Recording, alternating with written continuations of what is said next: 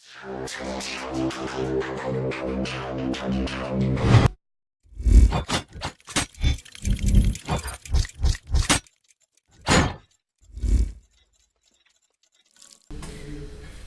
tal?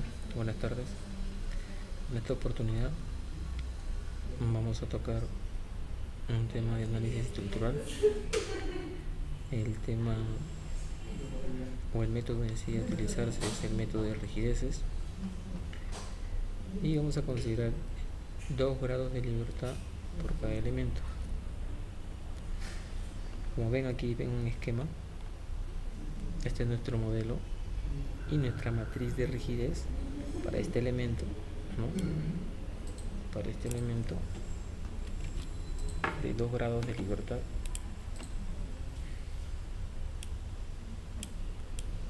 O a veces también le denota de 1 grado de libertad por nodo, ¿no? Entonces este es el elemento n, donde ven que estos son los grados locales, los grados de libertad locales, y esta es la matriz de rigidez de este elemento. Entonces, en base a este modelo, vamos a calcular la matriz de rigidez de la estructura y luego el vector de fuerzas. Entonces, el primer paso que tenemos que utilizar, el primer paso para poder resolver esta estructura, en este caso es definir los elementos y definir los grados de libertad de la estructura. Entonces, como observan, aquí ven una viga, ¿no? de 2 tramos con un volado, con las cargas específicas aquí dadas, P sub 1, Q y P sub 2, donde aquí están sus valores. Nos dan una sección de esta viga de 30 por 55. Nos dicen que hay un concreto de 210 de resistencia, y entonces bajo estas condiciones vamos a proceder a calcular, ¿no? Como la sección y el material es el mismo para todo el elemento, para toda la estructura, entonces vamos a dejar en función a la rigidez a flexión. Ya para el último, ya cuando queramos calcular la deformación de los giros, entonces ahí reemplazaremos sus valores. Entonces, si nos damos, ¿qué pasa aquí cuando tenemos un volado, no? Tenemos que definir, como les dije, los elementos, pero a diferencia de que este volado no se considera como un elemento, ¿sí? Entonces, como ven aquí en este esquema inferior, este volado se debe con línea segmentada, ya que ese no lo estamos considerando. Entonces, lo que vamos a considerar como elemento es el tramo BC. Supongamos que es un elemento 1, y el tramo CD, que es el elemento 2, ¿sí? Entonces, ahora lo que tenemos que hacer es definir los grados de libertad de la estructura. En este caso tenemos 3 puntos de apoyo, ¿no? Y como ven, por lo tanto, al considerar solamente los grados de libertad y el efecto de flexión, entonces los grados de libertad solamente van a ser los giros. Por lo tanto, yo sé que este apoyo B, el apoyo C y el apoyo D están propensos a girar. Entonces, colocamos su grado de libertad aquí, su grado de libertad acá, y por último acá. Y estos grados de libertad tenemos que codificarlos, no enumerarlos, ¿no? Para así poder ensamblar nuestra matriz de rigidez. Entonces sumamos que se le consideremos el grado de libertad 1 a este grado de libertad 2 y este el grado de libertad 3, ¿sí? Entonces ahora, para definir en este caso la matriz de rigidez, tiene una relación con los grados de libertad de la estructura, ¿no? Como sabemos, es que nuestra estructura tiene 3 grados de libertad, por lo tanto nuestra matriz de rigidez va a ser una matriz de 3×3, la cual tiene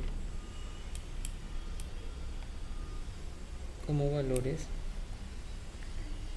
3 columnas, ¿no? En las cuales vamos a calcular posteriormente. Entonces, en la primera columna tenemos un K11, un K21, un K31. En la segunda columna tendríamos un K12, un K22 y un K32. Después, en la tercera columna tendríamos un K13, un K23 y un K33. ¿Sí?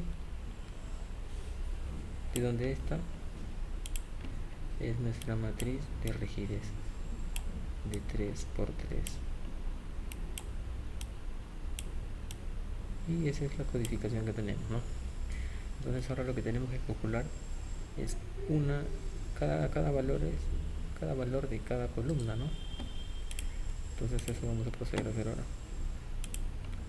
Entonces, para empezar, este método que nos dice, el método de rigideces nos dice, ¿no?, que para calcular los factores, ¿no?, las rigideces en este caso de cada punto, de cada nudo a evaluar, tenemos que añadir o insertar un giro unitario, ¿no?, y construir la deformada y así asignarle los factores que cada uno tiene. Entonces, si recuerdan el método de slope deflection a los desplazamientos, recordarán que su matriz está denotada por esta de acá, ¿no? 4, la rigidez o flexión sobre la longitud, y 2, la rigidez o flexión sobre la longitud. Entonces eso es lo mismo que pasa, ¿no? Entonces vamos a empezar para la columna 1, ¿no? Vamos a construir la columna 1. Entonces, si construimos la columna 1, tendremos que encontrar el valor del K11, K21 y K31. Entonces, procedemos a insertar un giro unitario en el grado de libertad número 1. Colocamos un giro unitario, porque en este sentido, ya que lo colocamos en este sentido, ya que el método de los desplazamientos tiene por convención de signos el anterior positivo, ¿no? Entonces, colocamos el giro 1, ya que es el grado de libertad número 1, igual a 1.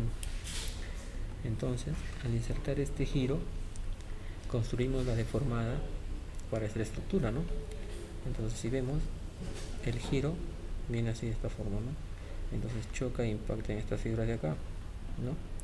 En una suposición, ¿no?, para que más o menos se imaginen. Y entonces esta fibra de aquí se levanta y más o menos tiene esta deformada. Entonces ahora lo que se procede es a colocar los valores, ¿no?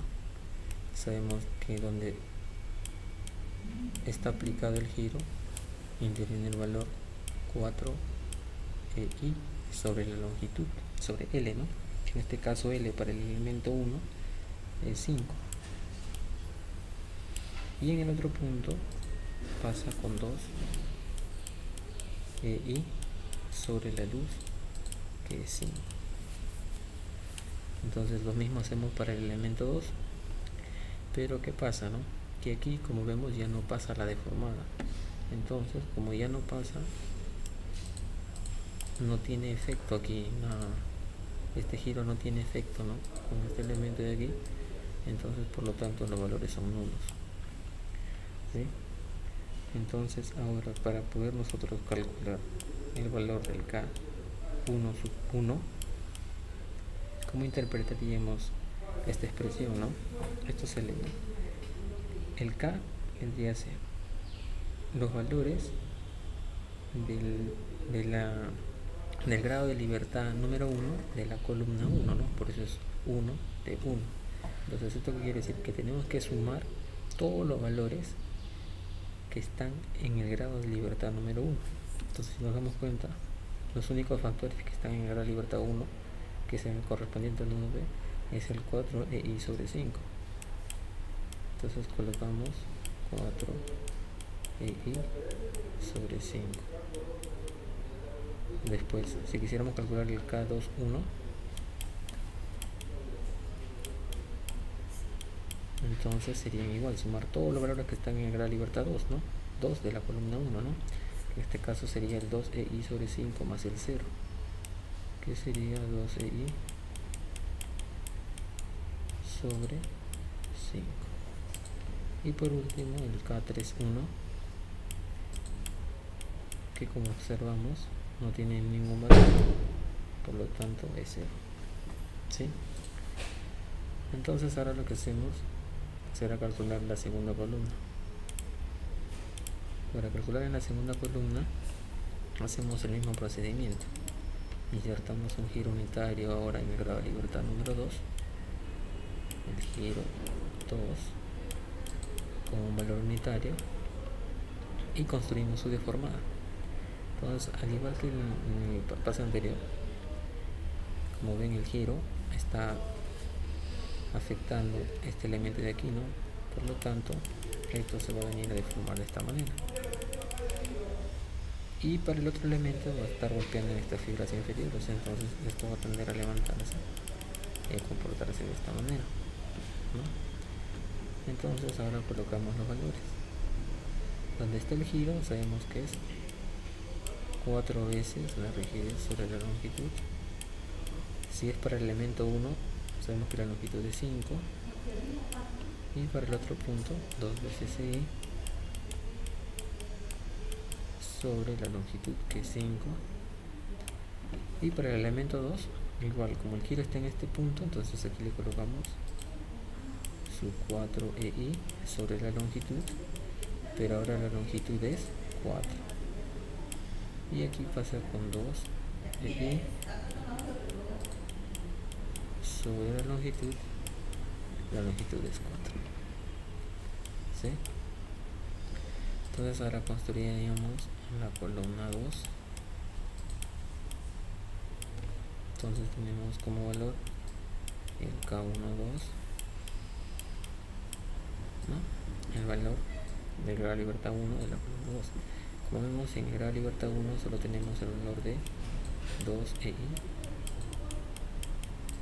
sobre 5. Y en el caso 2.2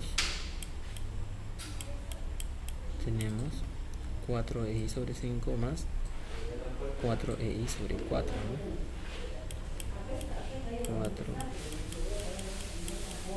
4EI sobre 5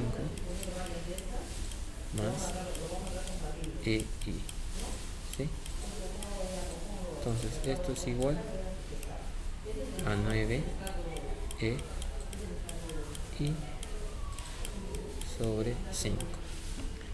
Y por último calculamos el K32, perdón, que vendría a ser 2 veces EI sobre 4. ¿Sí? Simplificando tendremos EI medios. ¿Sí? Entonces de esa manera construimos la columna 2. Entonces procederemos a calcular la columna 3 de la misma forma, ¿no? Insertamos un giro en el nodo D,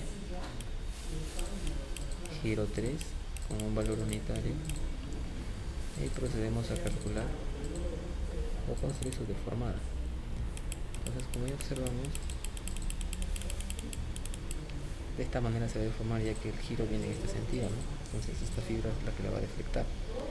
Entonces colocamos ahora sí los valores. Sabemos que donde va el giro es 4 EI sobre la luz, y en el otro lado 2 EI sobre su luz. Y para los siguientes valores, como ya la deformación no llega hasta ahí, son nulos, ¿no? 0. Entonces, al construir los valores de la columna 3, sería el K13 sería todos los valores del grado de libertad 1 que están en esta columna 3, que para este caso es 0, el K23 sería sumar todos los valores de la libertad 2, que sería 0 más 2 EI sobre 4, que sabemos que eso es EI medios. Y por último, el K3 sub 3, que vendría a ser EI nada más, ¿no? El único valor que está ahí. EI. Entonces, de esta forma hemos construido las tres columnas. Entonces tenemos todos los valores, ¿sí? Entonces vamos a proceder a colocar y a construir nuestra matriz. Ya la ensamblamos, ¿no? En sí hay varias formas de ensamblar la matriz de rigidez, ¿no? Una de todas esas formas es esta, ¿no? Es este proceso, ¿no? Entonces vamos a colocar los valores de la matriz de rigidez de la estructura, simplificando el valor del EI, de que todos los valores tienen EI y ese EI es constante, es igual para todos. Entonces tenemos esto, ¿no? A ver, vamos a ver la columna 1. Para la columna 1 los valores son 4/5,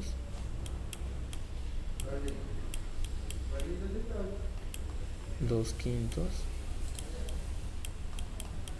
y 0. Para la segunda columna es 2/5,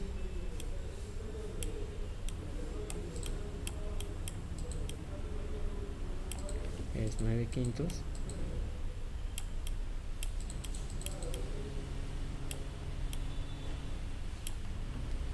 y 1/2. Para la tercera columna es 0 y 1/2 y 1. Por lo tanto, esta es nuestra matriz de rigidez de la estructura, ¿no? Y donde este sería la libertad 1, este sería la libertad 2, y esto corresponde a la libertad 3. Libertad 1, 2 y 3. ¿Sí? Entonces ahora lo que vamos a proceder a calcular es el vector fuerza. Entonces el vector fuerza, que es igual, como sabemos, el vector fuerza se dice que es igual a las fuerzas nodales menos la sumatoria de las fuerzas de empotramiento. Entonces aquí tenemos que definir y saber quiénes son las fuerzas nodales y quiénes son las fuerzas de empotramiento, ¿sí? Entonces para eso lo que vamos a hacer es utilizar este modelo. ¿Cómo definimos qué es una fuerza nodal y qué es una fuerza de empotramiento? Una fuerza nodal, ¿no?, van a ser todas las fuerzas que estén aplicadas, en este caso en los nodos, ya sea una fuerza P y un momento M, ¿no?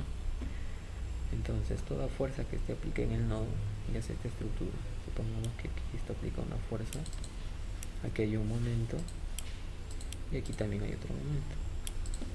Entonces, como nos damos cuenta, si esta es una fuerza P, esta es una fuerza de momento 1 y esta es una fuerza de momento 2, entonces estas fuerzas, si se dan cuenta, están aplicadas en los nudos. Entonces, por ende, estas fuerzas son llamadas fuerzas nodales, ¿sí?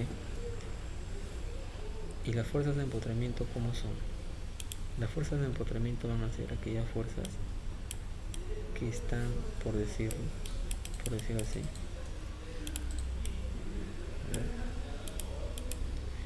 van a ser aquellas fuerzas que están entre un punto y un punto, ¿no? Digamos que este es el punto I, este es el punto J, ¿no? Entonces, aquella fuerza que está situada dentro de ese intervalo del tramo, ya sea una fuerza distribuida o una fuerza puntual, o un momento, el mismo momento puede también estar dentro en un cierto punto, un cierto tramo de un elemento, a una cierta distancia, ¿no?, del elemento. Entonces todas aquellas fuerzas que están comprendidas para un elemento entre punto y punto, entre un inicio y un fin, entonces esas fuerzas a nosotros nos van a generar esfuerzos, ¿no?, unos esfuerzos aquí en los extremos, que son estos momentos. Entonces estos momentos, si recuerdan sus cursos de resistencia a materiales, son los conocidos MEP, ¿no?, los momentos de empotramiento perfecto, ¿sí? El momento de empotramiento perfecto de I a J y el momento de empotramiento perfecto de J a I, ¿sí? Entonces ahora sí, ya como comprendemos que es una fuerza nodal y una fuerza de empotramiento, vamos a proceder a calcular. Entonces, para empezar, vamos a calcular primero las fuerzas de empotramiento de los elementos donde existan fuerzas de empotramiento. Entonces, analizando el elemento 1, ¿no?, supongamos que este es el elemento 1. El elemento 1 tiene una luz de 5 metros, ¿no? Está comprendido por el nodo B y el nodo C, ¿no?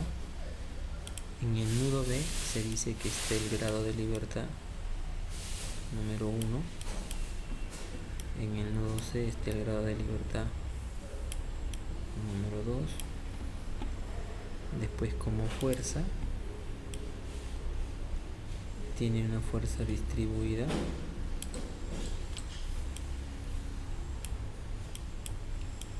¿no?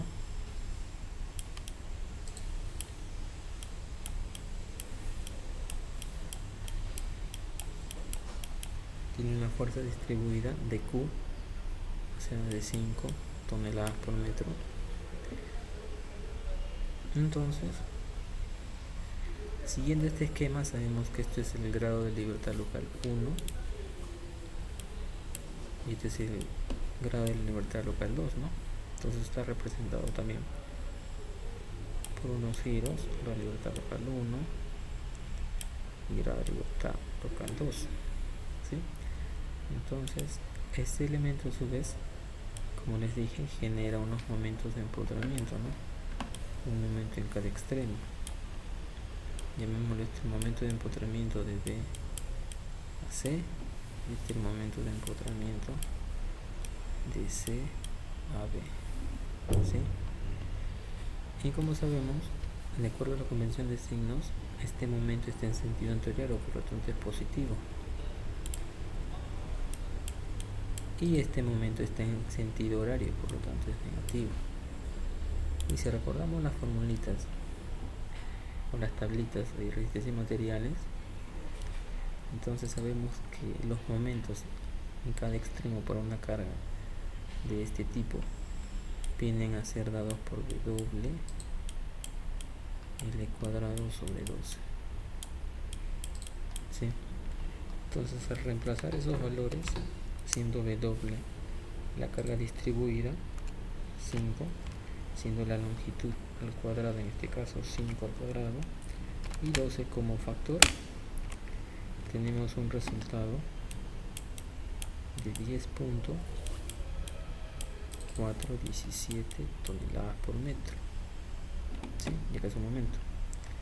Entonces, el momento de BC vale,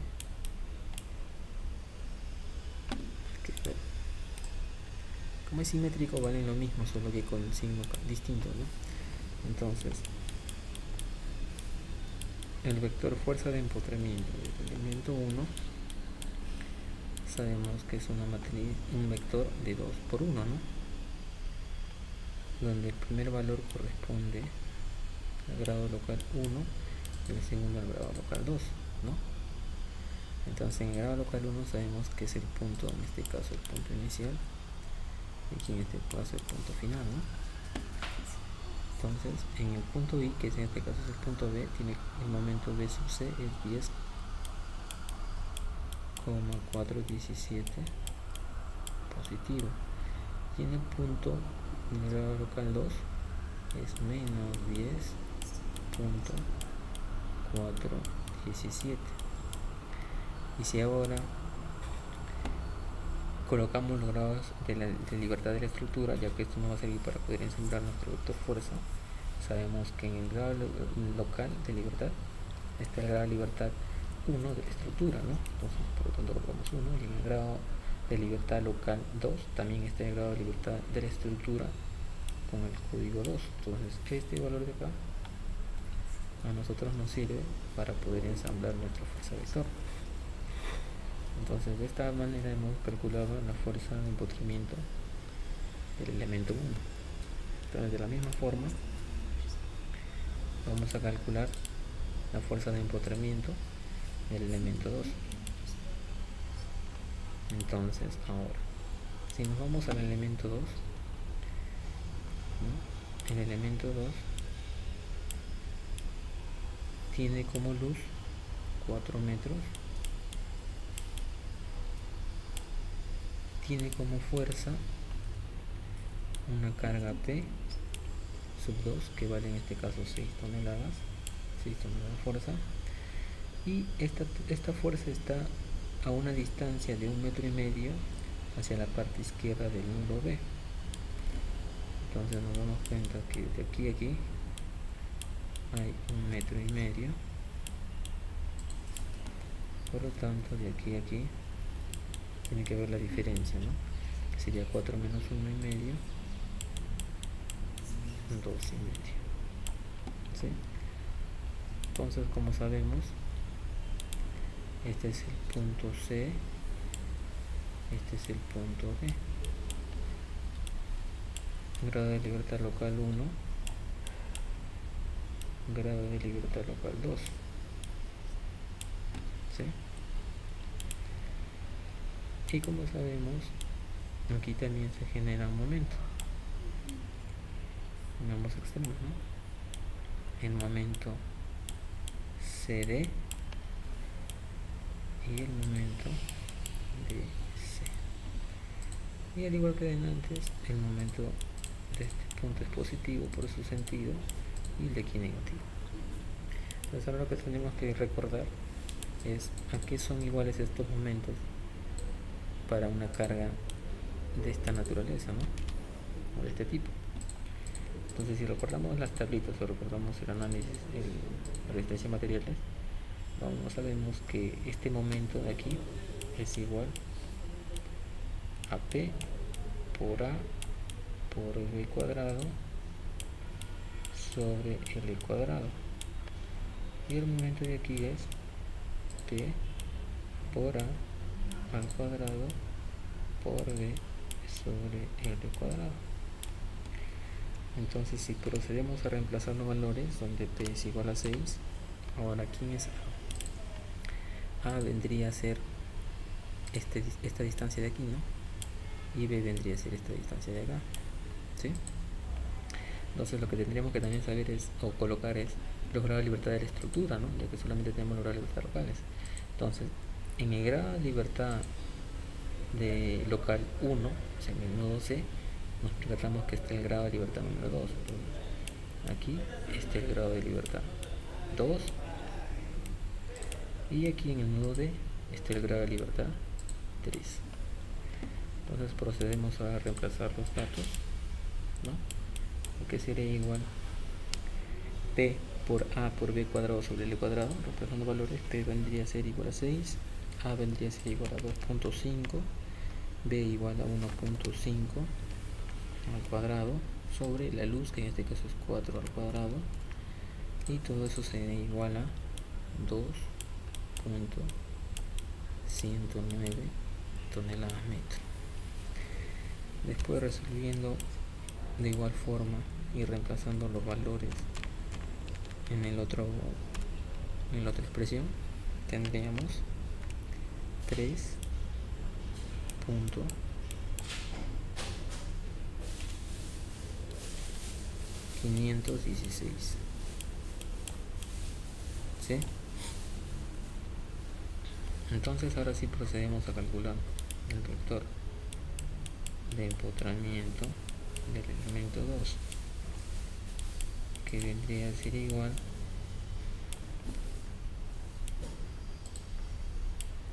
a otro vector de 2 por 1, ¿no? Como sabemos que el primero es el grado de libertad local 1, que para este caso es 2,109, y para la libertad local 2 debería ser menos 3,516, ¿no? Entonces codificamos nuestro vector, de donde en el grado local 1 está el grado de libertad de la estructura 2, y en el grado de libertad local 2 está el grado de libertad de la estructura 3. Entonces esta vendría a ser nuestra codificación, ¿no? Para nuestro ensamble. Entonces procedemos a ensamblar el vector, ¿no? Fuerzas, ¿no? O lo podríamos hacer después, ¿no? Entonces dejémoslo ahí por mientras. Entonces ahora lo que vamos a calcular vendría a ser, o evaluar, es si existe o no la fuerza nodal, ¿sí? Entonces para ello ahora vamos a ver este tramo de aquí, ¿no? Si recuerdan, al inicio teníamos esta viga así como estructura, ¿no? Con un pequeño volado aquí, pero aquí, si se dan cuenta, no estamos considerando ese volado, ¿no? Ya que solamente estamos considerando los apoyos los elementos que están apoyados. Entonces esto no quiere decir que esta carga de aquí la estemos despreciando, ¿no? Si colocamos esta carga aquí en este punto, P sub 1, que en este caso P sub 1 es igual a 10 toneladas fuerza, ¿sí? Entonces esta carga podemos pasarla sin ningún problema a este nudo, ¿no? O sea, ese valor de 10 toneladas fuerza. Pero si nos damos cuenta, hemos hecho que esa carga recorra una distancia de 2 metros. Entonces, como sabemos por teoría que fuerza por distancia es momento, entonces aquí se ha generado un momento en este sentido, ¿no? Por el brazo de palanca en este caso. Entonces ese momento que sería igual a la fuerza por la distancia, que en este caso sería igual a 10 por 2, que sería 20 toneladas por metro. Entonces, como hace un rato les expliqué que las fuerzas nodales son aquellas fuerzas que están en los nudos, si nos percatamos y vemos o analizamos el elemento 1, entonces tiene fuerzas nodales en el nudo B, ¿sí? Entonces tiene dos fuerzas nodales, la de 20 toneladas metro y la de 10 toneladas. Entonces, como estamos considerando solo el efecto de la flexión, entonces al construir nuestro vector de fuerzas nodales, también tendríamos que tener un vector, en este caso, de 3 por 1. ¿Por qué de 3 por 1 y no de 2 por 1 como en los casos anteriores? ¿Por qué? Porque este vector nodal me relaciona con la estructura, con toda la estructura en general, no solo con elementos. Entonces, por lo tanto, como sabemos que la matriz de rigidez es de 3 por 3 y para que haya compatibilidad, entonces el vector de fuerzas en general también tiene que ser de 3 por 1, y por ende estos dos vectores de aquí también tienen que ser de 3 por 1 para que se puedan restar, se puedan operar, ¿no? Y me dé la misma dimensión. Entonces sabemos que aquí este vector sería de esta dimensión, donde los valores que estén en esta primera fila serían todos los que corresponden a la fuerza nodal de la libertad 1, todas las fuerzas que corresponden al grado de libertad número 2, y en la fila 3 todas las que corresponden a las fuerzas nodales en el grado de libertad 3. Entonces, como observamos, en el grado de libertad 2 no existe ninguna fuerza nodal, ¿no? Entonces, y en el grado de libertad 3 tampoco existe alguna fuerza nodal, ¿no? Entonces en este caso rellenamos con 0, ya que no existen fuerzas ahí. Pero en el grado de libertad 1 sí existen dos fuerzas, ¿no? Nodales. Pero ¿cuál de las dos vamos a considerar? En este caso, como estamos analizando solo el efecto de flexión, entonces aquella fuerza que me dé como deformación, en este caso un giro, ya que el efecto de flexión en este caso es como deformación, un giro, Entonces tienen que ser todas las fuerzas que me generen un giro, y la única fuerza de estas dos que me genera un giro es el momento. Por lo tanto, vamos a considerar como fuerza nodal solo al momento, ya que no estamos analizando el efecto de cortante. Por lo tanto, despreciamos esta fuerza de 10 toneladas, ¿sí? Entonces, si vemos el sentido de este momento, es antihorario y es de la misma convención del signo, por lo tanto es positivo, ¿sí? Entonces, ahora recién tendríamos que ensamblar el vector de fuerzas de empotramiento, en sí la sumatoria, ¿no? Porque dice que es la sumatoria de las fuerzas de empotramiento. Entonces, igual sabemos que este vector tiene que ser esta dimensión, ¿no? De 3 por 1. Entonces, ahí tendríamos que hacer una sumatoria y sumar en la primera fila todas las fuerzas de empotramiento que corresponden al grado de libertad 1, al grado de libertad 2 y al grado de libertad 3. Entonces ahora vamos a transcribir los datos que hemos calculado para las fuerzas de empotramiento, que en este caso el elemento 1 son estas dos, ¿no? Y solo la que corresponde al grado de libertad 1 es 10,47. Entonces colocamos 10,47. 10,417, ¿no? Sí, 10,417. Después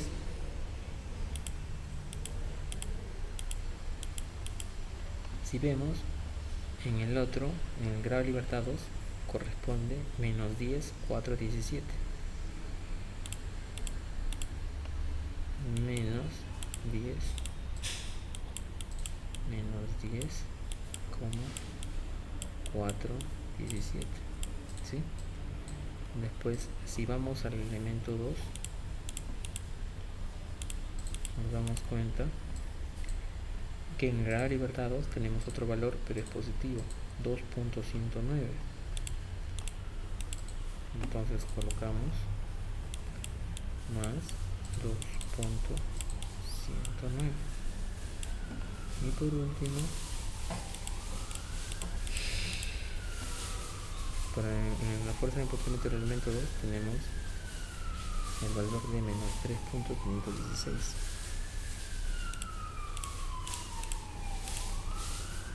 Menos 3.516.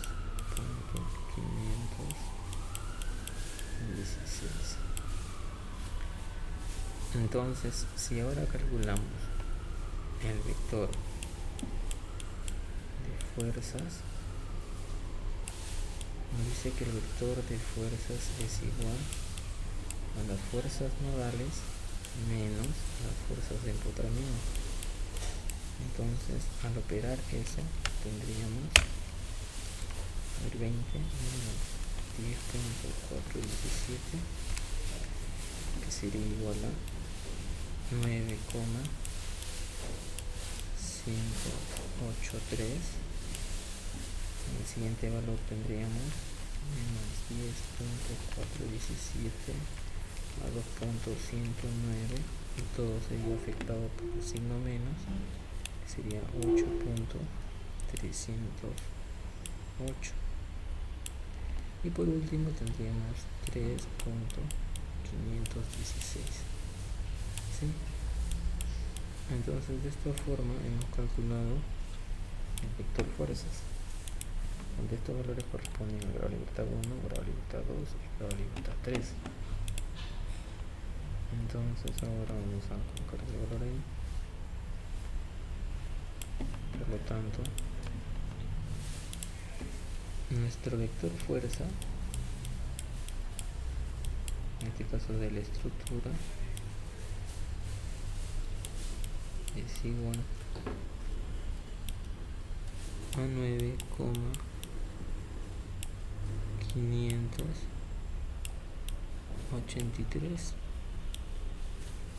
8,308 y 3,516. 516. Entonces este es nuestro vector fuerza, ¿no? Que corresponde a grado de libertad 1, grado de libertad 2 y grado de libertad 3. ¿Sí? Entonces ahora lo que procederemos a calcular será el vector desplazamiento, el vector de formación. ¿Sí? Entonces las deformaciones a calcular serían los giros, ¿no? Los giros de cada nudo. Entonces, como ya tenemos nuestra matriz de rigidez y nuestro vector fuerza, nosotros sabemos por teoría que la fuerza es igual a la rigidez. En este caso, como estamos trabajando con matrices, la matriz de rigidez, en este caso por ese vector de deformación, ¿no? En este caso son los giros. Pero como ya calculamos o ya encontramos el vector fuerza y la matriz de rigidez y queremos calcular los giros, entonces tendríamos que despejar, ¿no? Entonces el vector giros sería igual a la inversa de la matriz de rigidez de la estructura, ¿no? Por el vector fuerza de la estructura. Entonces ahora lo que vamos a hacer es calcular el giro. ¿Sí? Entonces para eso nos vamos a ayudar de una hoja de Excel. ¿Sí? Entonces, a ver, primero lo que vamos a hacer es los valores del módulo de elasticidad y la inercia, calcularlos. ¿Sí? Entonces el módulo de elasticidad, en este caso, como tenemos un material de concreto, según nuestra norma nos dicen que es 15.000, ¿no? 15.000 por la raíz del F'C. En este caso el F' es 210.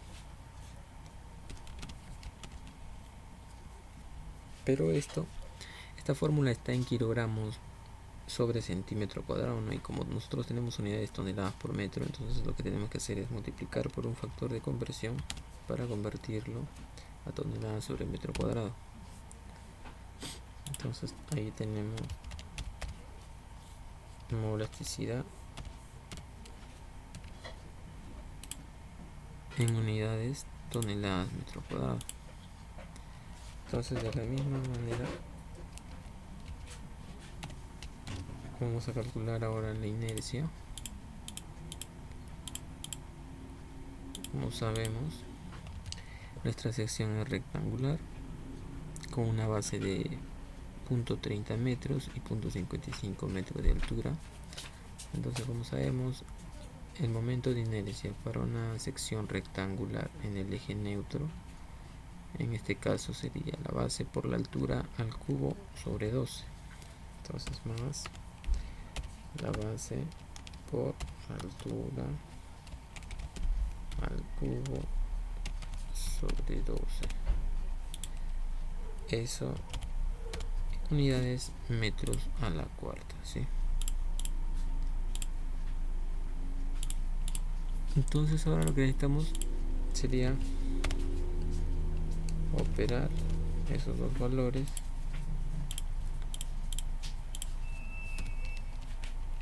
el valor de E por la inercia, y esto lo tendríamos en unidades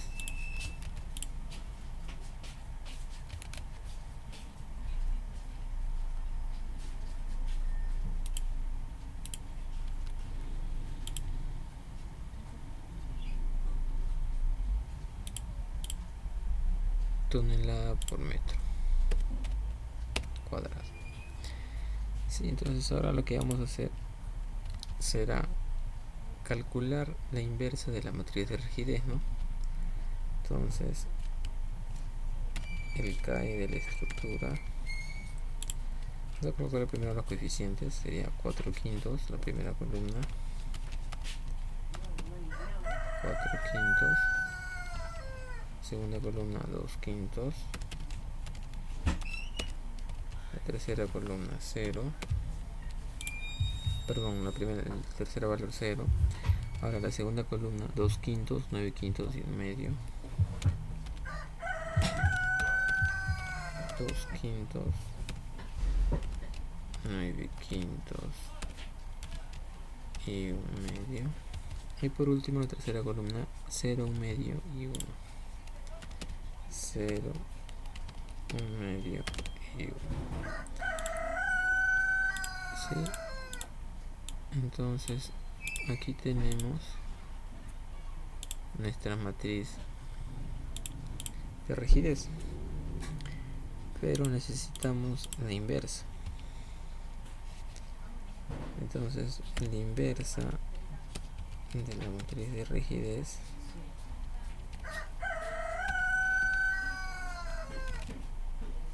en este caso sería más, aplicando el comando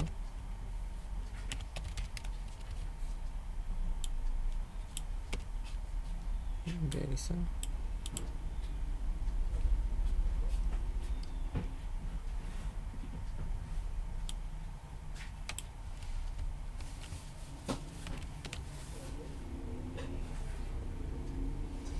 ¿sí? Entonces esta sería nuestra inversa.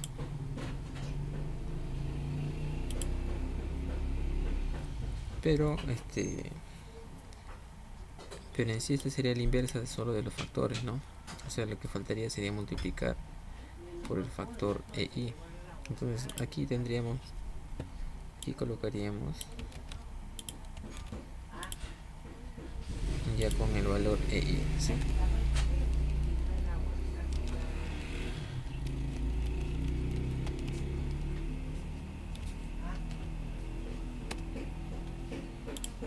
Entonces recién a esta matriz la tendremos que sacar la inversa.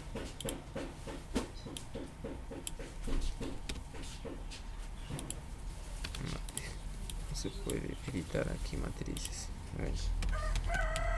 Matriz inversa de este valor. Listo. Entonces ya tenemos la matriz inversa. Entonces lo que procederemos será a colocar el vector fuerza. Entonces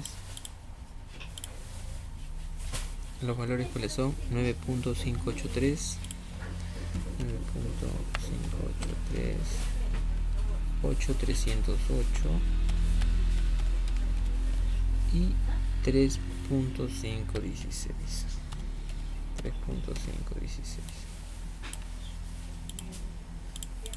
Entonces de esa manera ya tenemos la matriz inversa de rigidez y el vector fuerza. Entonces ahora, si quisiéramos calcular el giro, lo que tendríamos que hacer sería multiplicar estas dos matrices, ¿no? Y eso es lo que vamos a hacer. A ver.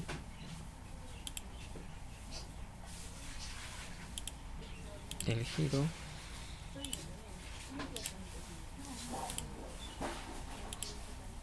en este caso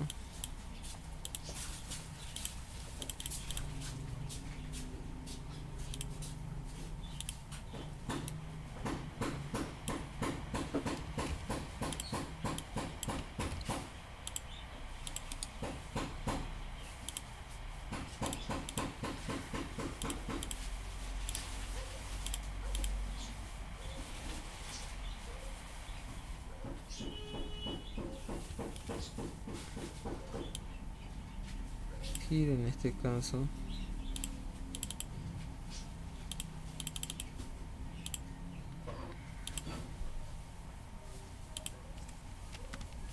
sería igual a la multiplicación de la matriz inversa por la matriz fuerza. Entonces los valores calculados serían estos en unidad radian. ¿Sí? Entonces, como nos percatamos, estos vendrían a ser nuestros giros.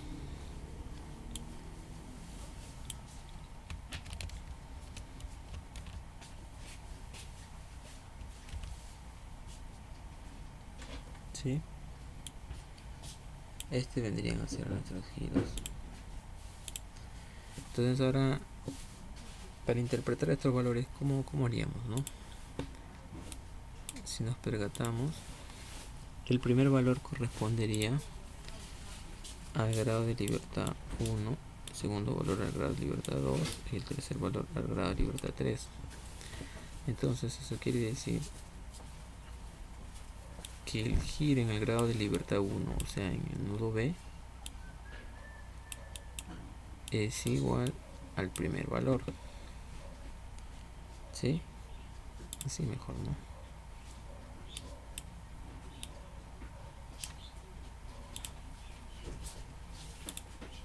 Es igual al primer valor. Después el giro en el grado de libertad 2, en este caso está en el nodo C y tendría este valor, ¿no? Y el giro en el grado de libertad 3 está en el nudo D y tendría ese valor. Y como nos percatamos, los tres giros son positivos. Entonces eso quiere decir que los giros tienen este sentido. Los tres, ¿no? ¿Por qué? Porque la convención del método es el positivo antihorario. Esa es la convención del método de rigidez. Entonces ahora, si quisiéramos nosotros graficar la deformada, entonces ¿qué haríamos? Trazaríamos tangentes.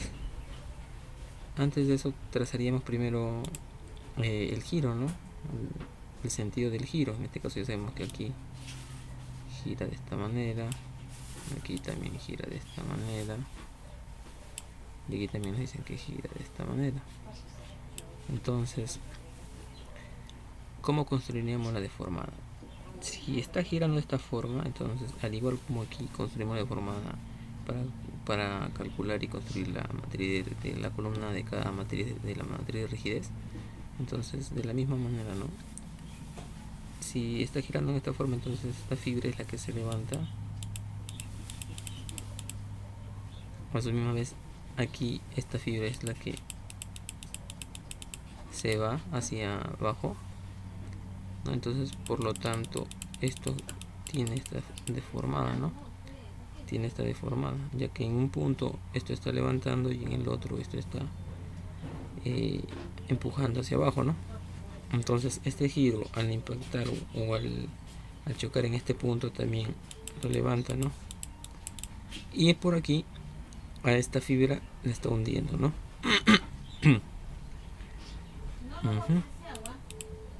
Entonces de la misma manera esto se vendría a deformar así, ¿no?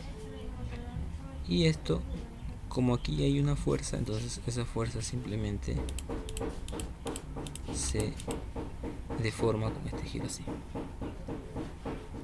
Entonces, para corroborar que el giro está bien, entonces lo que podríamos hacer es trazar tangentes, ¿no? Se traza tangentes en estos puntos, ¿sí? Tangentes, al igual que acá, unas tangentes, y en este caso al igual que acá, las tangentes, y nos percatamos que el sentido del giro viene en estado inicial, estado final, estado inicial, estado final, estado inicial, estado final, ¿no? Entonces nos percatamos que sí, efectivamente tienen el sentido del giro, y de esa manera hemos construido la deformada. Gírense, y este tendría el valor del girende. Entonces, como observan, esto vendría a ser el resultado de los giros, ¿no? Las deformaciones, en este caso para esta estructura, esta viga, con este tipo de cargas, ¿sí? Espero hayan entendido este tema, ¿no? Y gracias por su atención. Nos vemos la próxima vez, y sigan uniéndose al grupo de estructuras, ya que ahí empezaré a subir más material para que puedan estudiarlo, compartirlo, y cualquier duda no duden en preguntar, y dejen su comentario y todo eso, ¿sí? Ya sea en el grupo estructural o en el grupo de UP Emergencia. Bien, nos vemos. Que tengan un buen día.